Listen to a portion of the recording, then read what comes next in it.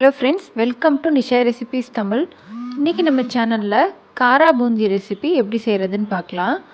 இது ரொம்ப குறைவான நேரத்தில் செஞ்சிடலாம். உடனடியாகவும் செய்யக்கூடிய ரெசிபி தான் இது. எப்படி செய்கிறதுன்னு பார்க்கலாம் வாங்க. 1 கப் அளவு கடலை மாவு எடுத்துக்கலாம். இது 100 கிராம் இருக்கும். அதில் 1/4 கப் அளவு பச்சரிசி மாவு, 100 கிராம்னா 25 கிராம் பச்சரிசி மாவு, கொஞ்சமாக உப்பு, கொஞ்சமாக சோடா மாவு, அவ்வளோதான். ஃபஸ்ட்டு நல்லா மிக்ஸ் பண்ணி விட்டுடலாம். இது எல்லாத்தையும் நம்மளுக்கு தேவை அப்படின்னா மஞ்சள் பொடி லைட்டாக போட்டுக்கலாம், தேவை இல்லைன்னா ஸ்கிப் பண்ணிக்கலாம். இதையும் சேர்த்து நல்லா மிக்ஸ் பண்ணிக்கலாம். இப்போ மாவு ரெடி ஆயிடுச்சு, அவ்வளோதான். இப்போ இதோட தண்ணி ஆட் பண்ணிக்கலாம். கொஞ்சம் கொஞ்சமாக தண்ணி ஆட் பண்ணி மிக்ஸ் பண்ணிக்கோங்க. அதாவது இட்லி மாவு இருக்குது பார்த்திங்களா, அதோட லைட்டாக தண்ணியாக இருக்கணும். அந்த அளவுக்கு தான் கன்சிஸ்டன்சி கரெக்டாக இருக்கும். மாவு கரைக்கிறது வந்து ரொம்ப முக்கியம். அதாவது ரொம்ப தண்ணி ஊற்றிட்டோன்னா உருண்டையாக வராது, மாதிரி ஃப்ளாட்டாகவே வரும் காரா பூந்தி. அதனால இட்லி மாவை விட லைட்டாக தண்ணியாக தான் இருக்கணும், திக்காக இருக்கணும். மாவு ரெடி ஆயிடுச்சு.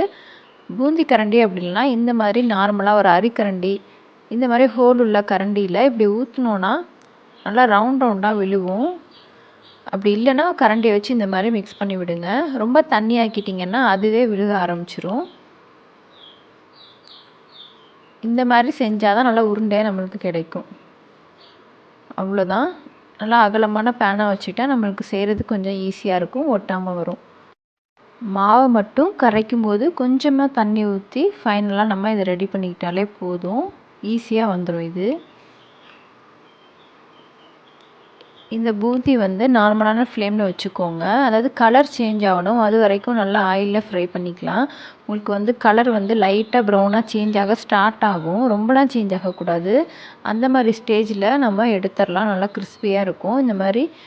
இந்த மாதிரி எல்லாத்தையுமே போட்டு எடுத்துக்கலாம். இப்போ ஃபைனலாக தாளிக்கிறதுக்கு அதே எண்ணெயிலேயே கொஞ்சமாக நிலக்கடலை, முந்திரி பருப்புலாம் ஆப்ஷனல் தான். இல்லை அப்படின்னா நம்ம கருவேப்பிலை மட்டுமே போதும். 2 பல் பூண்டு, ஃப்ளேவர் ரொம்ப நல்லாயிருக்கும்.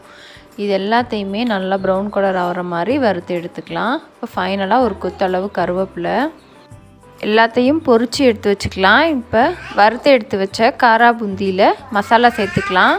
கொஞ்சமாக 1/4 ஸ்பூன் அளவு மிளகாய்த்தூள், கொஞ்சமாக பெருங்காயத்தூள், நம்ம வறுத்து எடுத்து வச்சுருக்க இது எல்லாத்தையுமே சேர்த்துட்டு மிக்ஸ் பண்ணிக்கலாம்.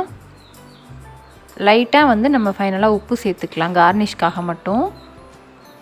உங்களுக்கு கரம் மசாலா, பெப்பர் அதெல்லாம் போடுறதுன்னா ஃப்ளேவர் வந்து உங்களுக்கு பிடிச்சா நீங்கள் சேர்த்துக்கலாம். இல்லை அதிகமாக காரம் வேணும்னாலும் நீங்கள் இன்னும் கொஞ்சம் மிளகாய்த்தூள் சேர்த்துக்கலாம்.